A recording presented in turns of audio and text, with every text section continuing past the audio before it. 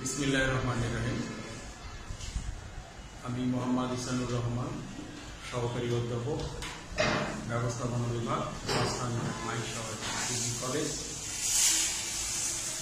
COVID-19 বৈশ্বিক মহামারী corona ভাইরাসের কারণে অনলাইন ক্লাস নেওয়ার জন্য দাঁড়িয়েছি। প্রিয় শিক্ষার্থীবৃন্দ, তোমরা কেমন আছো? আসসালামু আলাইকুম। নিশ্চয়ই ভালো আছো। আজকে আমরা উচ্চ মাধ্যমিক একাদশ দ্বাদশ শ্রেণী বিষয় ব্যবসায় সংগঠন ও ব্যবস্থাপনা অধ্যায় ৬ষ্ঠ সমবায় সমিতি বিষয় এর বৈশিষ্ট্য নিয়ে আমরা আলোচনা করব। সমবায় সমিতির বৈশিষ্ট্য আমরা আজকে আলাপ ক্লাসে যে সমবায় একটি আইন সৃষ্ট অনন্য বৈশিষ্ট্যমণ্ডিত ব্যবসায়িক সংগঠন। সাধারণত ব্যবসা হতে এমন পার্থক্য যে এম ডার্লিং বলেন যে কোনো রীতি বা তন্ত্র অপেক্ষা কিছু বেশি। এটি হলো একটি শক্তি অথবা প্রাণচাঞ্চল্য পূর্ণ হৃদয় ও মনের ভাবনা। এটি ব্যবসায়ের ক্ষেত্রে উল্লেখযোগ্য একটি ধর্ম। নিম্নে ব্যবসায়ের বৈশিষ্ট্য সমূহ তুলে ধরা হলো। প্রথম, এর গঠন প্রকৃতি কি? সমবায় সমিতির বৈশিষ্ট্যের গঠন প্রকৃতি এরকম যে দেশে প্রচলিত সমবায় আইন অনুযায়ী কতিপয় ব্যক্তি স্বেচ্ছায় সংঘবদ্ধ হয়ে এইরূপ ব্যবসা গঠন করে। এজন্য বিল প্রদর্শন পূর্বক নির্দিষ্ট ফরমে সমবায় নিবন্ধকের নিকট আবেদন করতে হয় এবং অনুমোদন প্রাপ্তির পরই আইনসঙ্গতভাবে এর কার্যক্রম শুরু হয়। বাংলাদেশের সমবায় সমিতি আইন ২০০১, সমবায় সমিতি বিধিমালা ২০০৪ অনুযায়ী এই দেশের সমবায় সমিতি গঠিত হয়। তাহলে গঠন প্রকৃতিটা ২০০১ আইনের সমবায় বিধিমালা ২০০৪ অনুযায়ী এই দেশের সমবায় সমিতি সমূহ গঠিত হয়। ২ নম্বর পয়েন্ট হচ্ছে আমাদের উদ্দেশ্য, অবজেক্টিভ। সমবায়ের মূল মন্ত্রই হলো এদেশের আর্থসামাজিক কল্যাণ নিশ্চিত করে অন্য ব্যবসায়ের ন্যায় শুধুমাত্র মুনাফা অর্জনের উদ্দেশ্য। এখানে সমবায় সমিতির উদ্দেশ্য হলো যে মুনাফা অর্জনের উদ্দেশ্যে নয়। এলাকার কৃষকরা সমবায়ের মাধ্যমে গভীর নলকূপ বসিয়ে তারা একত্রে চাষবাস করতেছে। এক্ষেত্রে সেচের জন্য, পানি সরবরাহের জন্য প্রত্যেক সমবায় সমিতিকে প্রচুর অর্থ পরিশোধ করছে এবং এতে মানুষের মুনাফা হওয়ার সুযোগও রয়েছে। তবে বড় কথা হলো যে সমবায়ের মাধ্যমে গভীর নলকূপ বসায় তাদের ফসলের উৎপাদন করেছে এবং এতে সার্বিক আর্থিকভাবে লাভবান হতে পেরেছে। এতে তাদের ফসলাদিরও আরো উৎপাদন বৃদ্ধি হয়েছে। তারপর পরবর্তী পয়েন্ট আছে সদস্য সংখ্যা। এখানে সমবায় সমিতির সদস্য কতজন হয়? ২০০১ সালে যেহেতু সমবায় আইন দ্বারা গঠিত, যে ২০০১ সালে সমবায় সমিতি আইনের ৮ ধারা অনুযায়ী প্রাথমিক সমবায় সমিতি গঠন করতে হলে কমপক্ষে ২০ জন সদস্য। এখানে তাহলে কয়জন? যে সদস্য সংখ্যা কমপক্ষে ২০ জন এবং কেন্দ্রীয় জাতীয় সমবায় সমিতিতে ১০ জনের প্রাতিষ্ঠানিক সদস্য থাকতে হবে। সদস্য সংখ্যা সর্বোচ্চ সীমা আইনে বলা হয়নি, তবে কমপক্ষে ২০ জন আর জাতীয় পর্যায়ে কমপক্ষে ১০ জন সদস্য এই সমবায় সমিতিতে থাকতে হয়। তাহলে এই ২০ জন আর জাতীয় পর্যায়ে ১০ জন সদস্য সংখ্যা থাকতে হয়। এবার সদস্য সংখ্যাদের প্রকৃতি, তারা কেমন ধরনের সদস্য হবে? সদস্যদের প্রকৃতিটা এইরকম। সদস্যদের প্রকৃতি এটি তুলনামূলকভাবে সমাজের কম বিত্ত সম্পন্ন মানুষের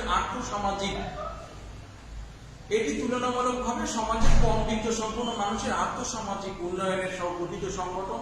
সাধারণত দরিদ্র কৃষক, তাঁতি, জেলে, ক্ষুদ্র ব্যবসায়ী, সর্বশিক্ষিত যুবক, মহিলা ইত্যাদি শ্রেণীর লোকেরা অধিকারে ব্যবসায়ী সমবায় সংগঠন বা সমবায়ের সদস্যপদ গ্রহণ করে। যে কারণে একে শোষিতদের আত্মরক্ষার দুর্গ হিসেবে গণ্য করা হয়। অবশ্য মার্কেট সমবায় সমিতি, বাড়ির মালিক সমবায় সমিতি ইত্যাদি প্রতিষ্ঠানের মধ্যবিত্ত উচ্চ বিত্ত সম্পন্ন ব্যক্তিগণ নিজেদের কল্যাণের জন্য সমবায় সমিতি গঠন করে থাকে। যে অনেক সময় বাড়ির মালিকরাও নিজেদের সুবিধা আদায়ের জন্য তারা কল্যাণ সমবায় সমিতি করে থাকে। অনেক সময় বাজার বা মার্কেটের সদস্য দোকানের মালিকগণ মিলে একটা সমবায় সমিতি তাদের নিজেদের আর্থসামাজিক উন্নয়নের জন্য সমবায় সমিতি গঠন করে থাকে। এরপর আসলো পরবর্তী পয়েন্ট, মূলধন, টাকা পয়সা, ক্যাপিটাল। মূলধন সংগ্রহটা কিভাবে হবে? এইরূপ প্রতিষ্ঠানের মূলধন স্বল্প, এই ধরনের প্রতিষ্ঠানের মূলধন স্বল্প, অথচ সমমূল্যে কতগুলো শেয়ার বিক্রয় হয়। মানে এই প্রতিষ্ঠানের মূলধন হবে অল্প, কিন্তু কতগুলো শেয়ারে বিভক্ত হবে সমমূল্যে। এইরূপ শেয়ারের পরিমাণ প্রতি শেয়ারের মূল্য উপবিধিতে উল্লেখ থাকে। এই শেয়ার বিক্রয় ও সঞ্চয় আমানত সংগ্রহ করে মূলধন সংগ্রহ করে। এই শেয়ারগুলো তারা কি করে? বিক্রি করে তারা মূলধন বা ক্যাপিটাল সংগ্রহ করে। এখানে আবার এরপরের পয়েন্ট আছে যে শেয়ারের ক্রয় সীমা,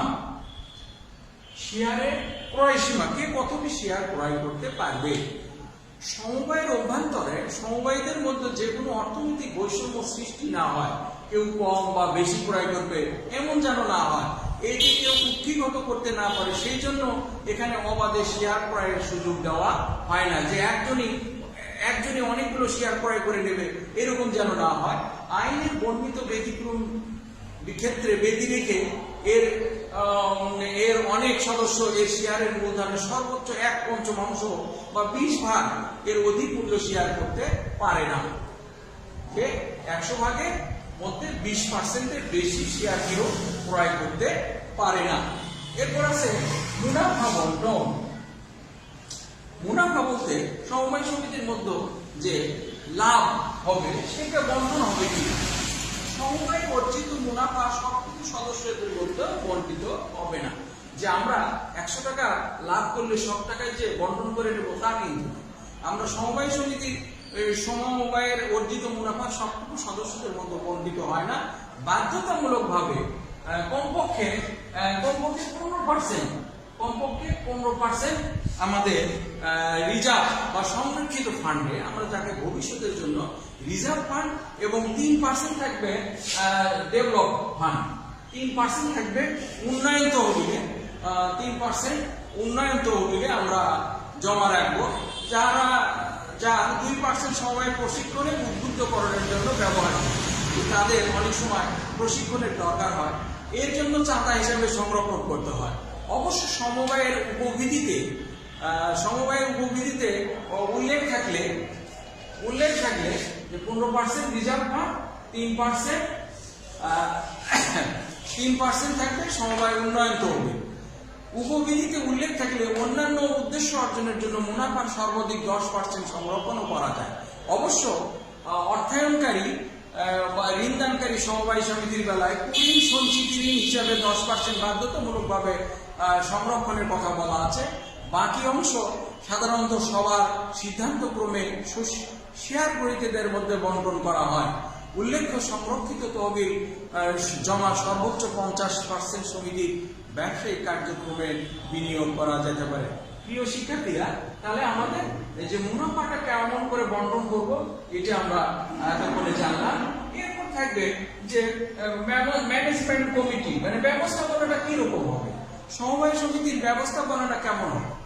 সমবায়দের মধ্যে যে সমবায় পরিচালনার জন্য নির্বাচিত ব্যক্তিবর্গের সমষ্টিকে ব্যবস্থাপনা কমিটি বলে। যে সমবায়দের মধ্যে যে সমবায় পরিচালনার জন্য নির্বাচিত ব্যক্তিবর্গের সমষ্টিকে ব্যবস্থাপনা কমিটি বলে। ব্যবস্থাপনার দায়িত্ব অত্র আইন, বিধি, উপবিধি মোতাবেক গঠিত কমপক্ষে 6 থেকে 12 জন সদস্য সম্মিলিত, যা 3 দ্বারা বিভাজ্য হবে। যে 3 দ্বারা বিভাজ্য করে একটা কমিটি, 12 জনের একটা কমিটি ব্যবস্থাপনা কমিটির উপর ন্যস্ত থাকে। প্রথমত ব্যবস্থাপনা কমিটির মেয়াদ হবে 1 বছর, এবং এরপর থেকে এর মেয়াদ হবে 3 বছর। সমবায় আইনের ধারা 18, সমবায় বিধিমালা ধারা 23, যে এই কমিটিটা হবে প্রথমে 1 বছরের জন্য, পরবর্তীতে এটাকে আমরা বাড়ায় 3 বছর করায় নিতে পারবো। সেটা আবার ধারা আছে, সমবায় আইনের ধারা 18 এবং সমবায় বিধিমালা ধারা 23। এরপর আছে সমভোটাধিকার, যে ভোট দেওয়ার ক্ষমতা সাধারণত সমবায়ের প্রত্যেক সদস্যের শেয়ার বা মূলধন বা জমার পরিমাণ যাই হোক না কেন, ভোট দেওয়ার ক্ষমতার অধিকার একটাই। তাই সদস্যদের মধ্যে সম ভোটাধিকার এবং একটি বিশেষ বৈশিষ্ট্য। কেউ কখনো বেশি শেয়ার থাকলেও সে একাধিক ভোট প্রয়োগ করতে পারবে না। সমবায়ের সফলতার চাবিকাঠি হলো সমবায়ীদের ঐক্য। এই ঐক্য বজায় রাখতে সমবায়ের সাম্যতার নীতি অনুসরণ করা হয়, অর্থাৎ সদস্যদের সামাজিক ও ধর্মীয় বংশ পরিচয়ে অর্থবিত্ত যে ধরনেরই হোক, সমবায়ের সবাই সমান সম ভোটাধিকারের মাধ্যমে এই সাম্যতাকে বাস্তবে পালন করা হয়। এখানে কেউ অল্পবিত্ত, মধ্যবিত্ত এরকম কোনো কথা নাই, সবার একটাই ভোট দেওয়া অধিকার, যাকে বলা হয় সম অধিকার হয়ে থাকে। এই সাম্যতাকে বাস্তবে লালন করা হয়। 10 নম্বর আছে পরবর্তী পয়েন্ট, সদস্যদের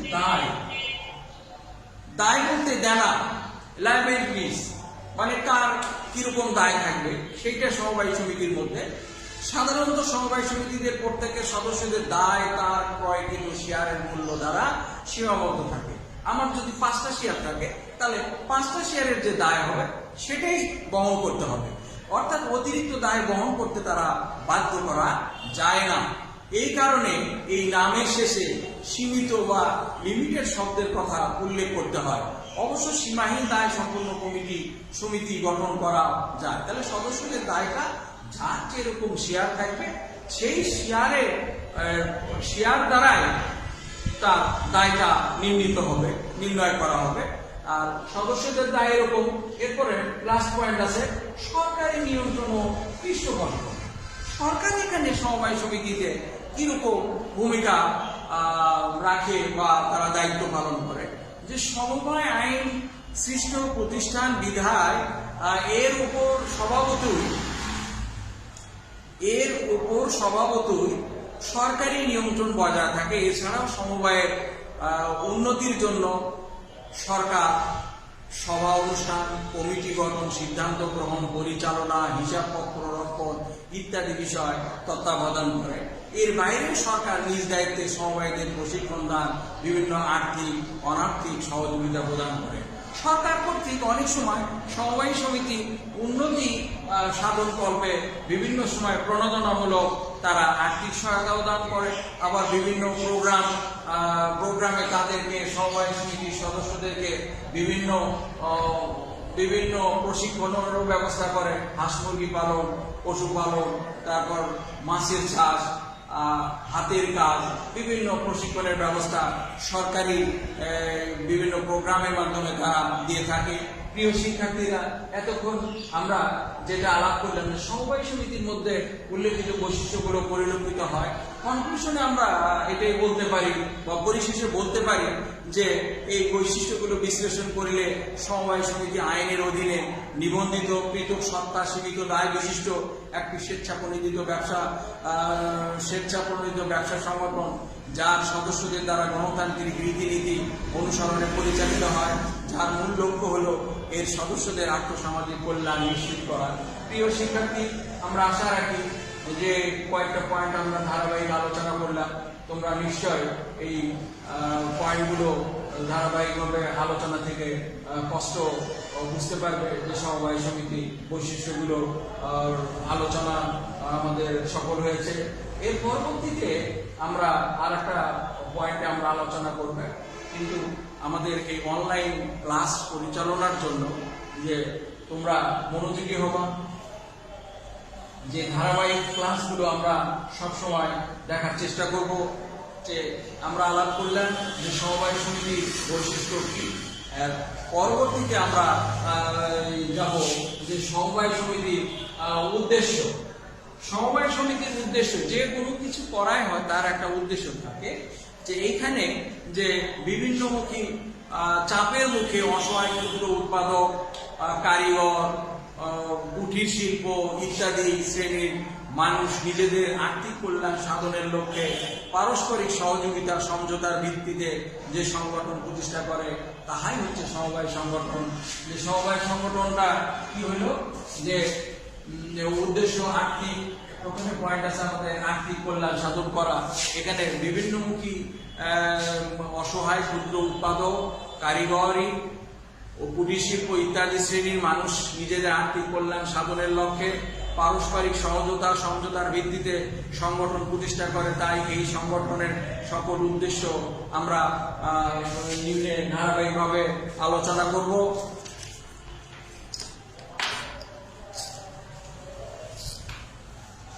প্রথমেই আছে আমাদের আর্থিক কল্যাণ ও সাধন। আর্থিক কল্যাণ সাধন, যে সমবায় সমিতির আর্থিক কল্যাণ সাধন, যে সমবায় সংগঠন নিছেও যে মুনাফা সংগঠন বা মুনাফা অর্জনের উদ্দেশ্যে গঠিত হয় না। সমবায় সমিতিটা এখানে যে টাকা রোজগার করা এরকম কোন মুনাফা অর্জনের উদ্দেশ্যে গঠিত হয় না, বরং এর উদ্দেশ্য হলো যে সমবায়ীদের আর্থিক কল্যাণ নিশ্চিত করা। যেখানে উৎপাদক সমবায় সমিতি যেমনি গঠন করা যায়, তেমনি বিভিন্নমুখী সুবিধা অর্জনের জন্য ক্রয় বিক্রয়, ঋণদান, বিভিন্ন ধরনের সংগঠন গঠন করা যায়।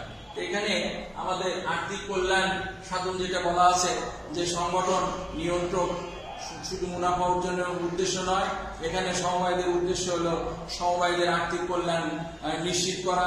এই জন্য উৎপাদক সমবায় সমিতি যেমন গঠন করা যায়, তেমনি বিভিন্নমুখী সুবিধা অর্জন করা। প্রিয় শিক্ষার্থী, আমরা 2 নম্বর পয়েন্ট, ঐক্য সংগতি সৃষ্টি করা। যে সমবায়ের মধ্যে যে উদ্দেশ্য হলো ঐক্য। আমরা যদি ঐক্য বা একতাবদ্ধ না থাকি তাহলে কোনো কাজই করা সম্ভব হবে না। ঐক্য বলতে আমরা বুঝি সবাই একতাবদ্ধ হয়ে আমাদের কাজ করা।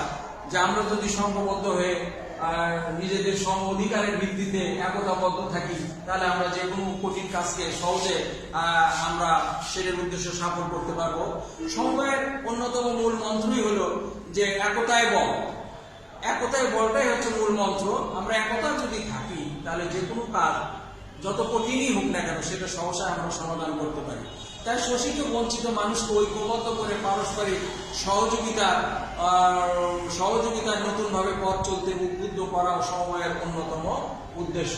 তাহলে এখানে আমরা ঐক্যবদ্ধ থাকাটাই হচ্ছে যে একতায় বল। তাই শোষিত ও বঞ্চিত মানুষের ঐক্যবদ্ধ করে পারস্পরিক সহযোগিতার নতুনভাবে পথ চলতে উদ্বুদ্ধ করাই সমবায়ের অন্যতম উদ্দেশ্য।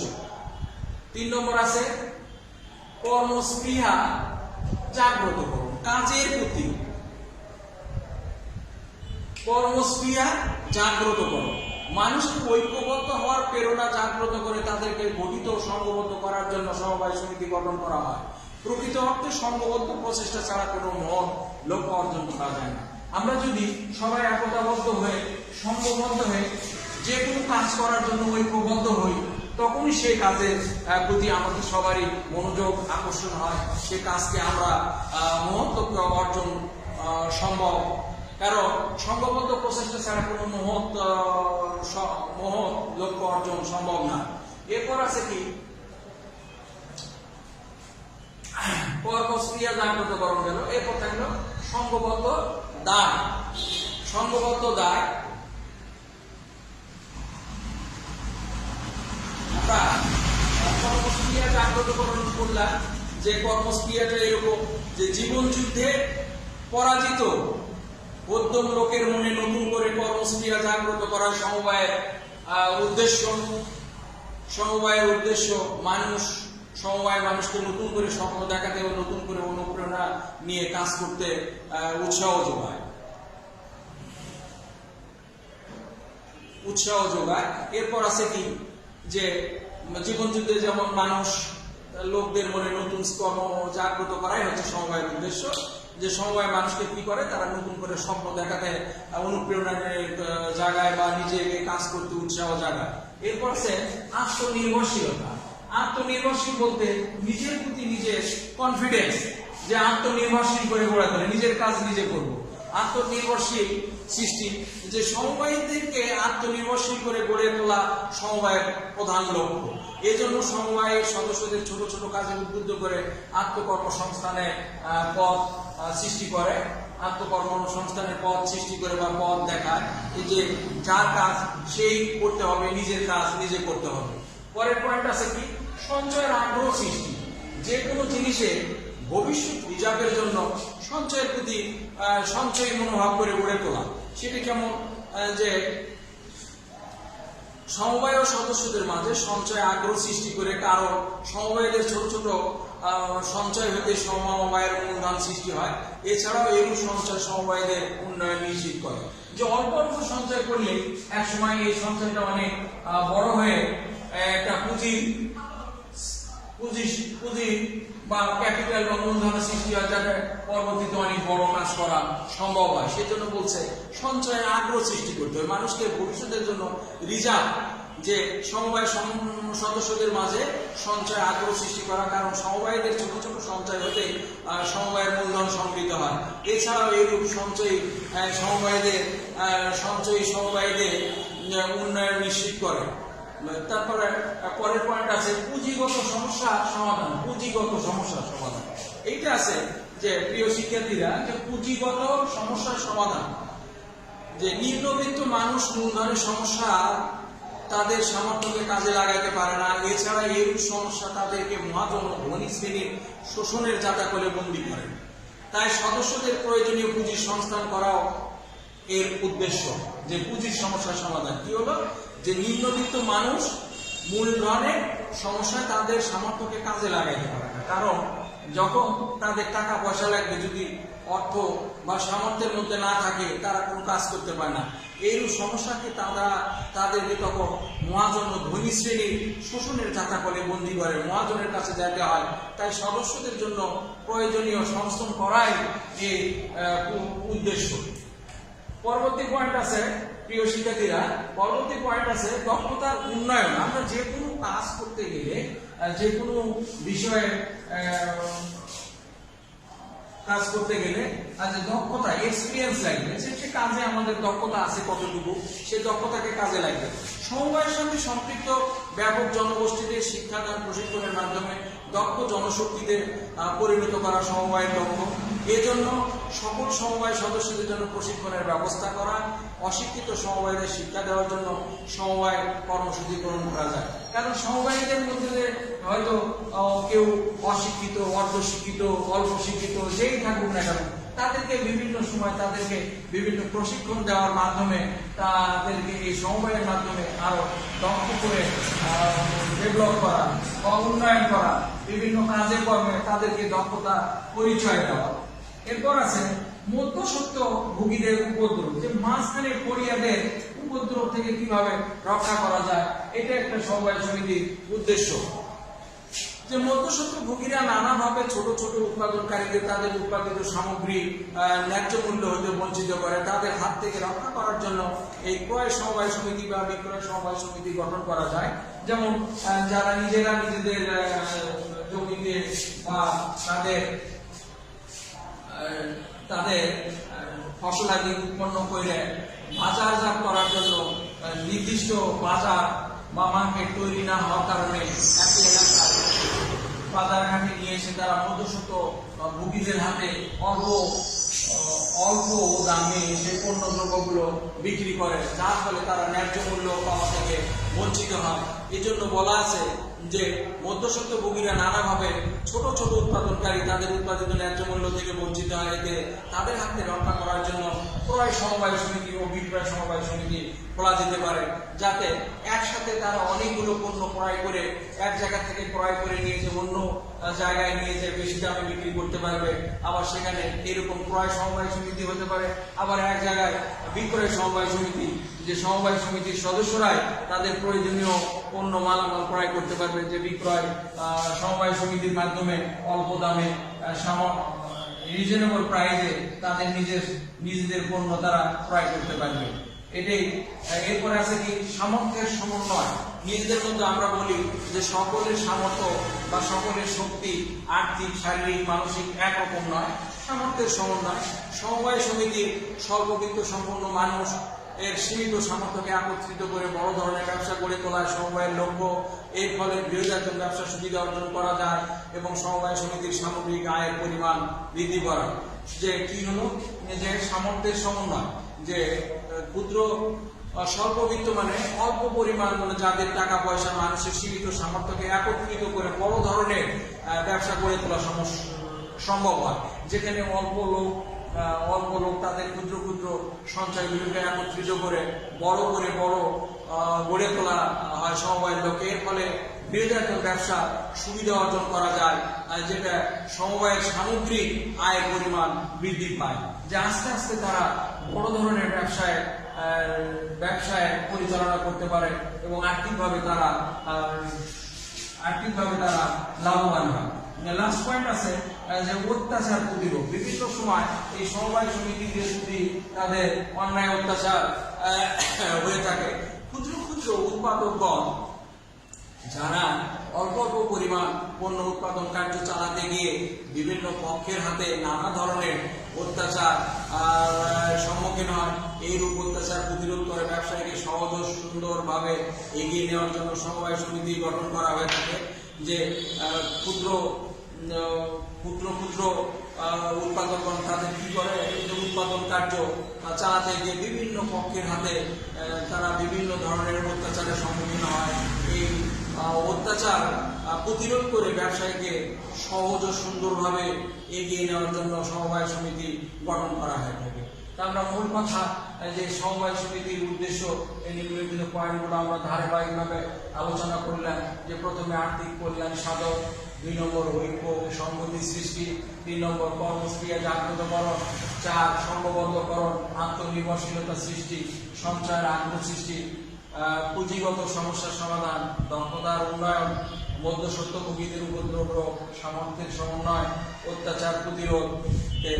উপরোক্ত আলোচনা থেকে আমরা পরিশেষে বলতে পারি যে সমবায় সংগঠন গড়ে তোলার পিছনে যে সমবায়ীদের বিভিন্ন উদ্দেশ্য কাজ করে, সমবায়ের উপরোক্ত উদ্দেশ্য অর্জনের সহায়ক বিধায় সারা বিশ্ব জুড়ে কম বিত্ত সম্পন্ন উৎপাদক, কৃষক, জেলে, তাঁতি সহ বিভিন্ন উপজীবিকার মানুষের নিকট এই সংগঠনটা বেশ জনপ্রিয়।